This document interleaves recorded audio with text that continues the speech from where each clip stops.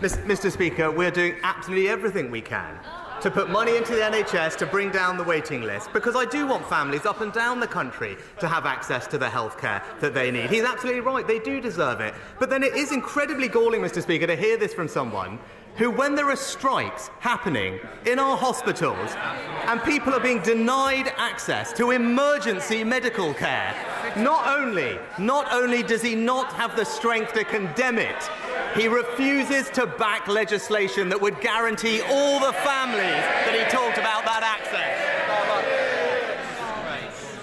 This is on his watch. It's his responsibility. 13 years in, and all he's got to offer is trying to blame the opposition for his failures. Over and over again.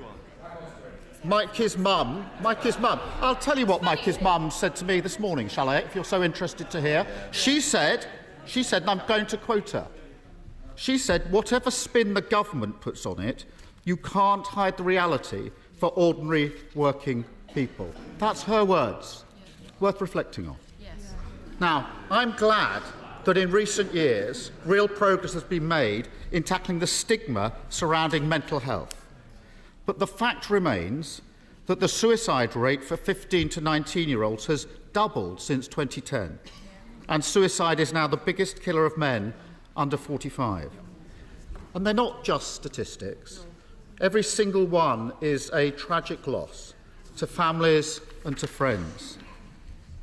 Politics has the ability to turn this around. It means tough choices.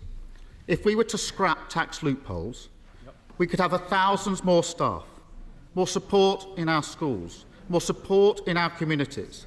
That would allow us to treat patients on time, getting them back to work, back to their families, and, crucially, giving them their lives back. This is about mental health. That's Labour's plan. Will he back it? Prime Minister.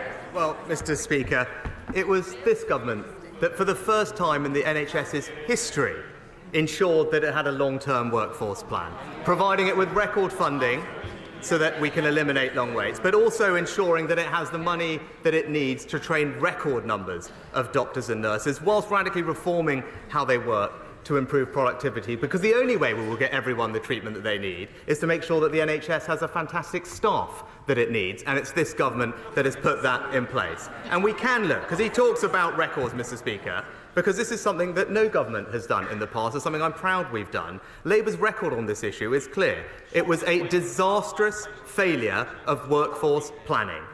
And those weren't my words, Mr. Speaker. Those were the verdict of the Labour-chaired Health Select Committee. It was Labour that did not train the consultants that we would need now, that take 13, 14, 15 or years to train. And it's this government that is for the first time making sure that every family will finally have the doctors and nurses that they need.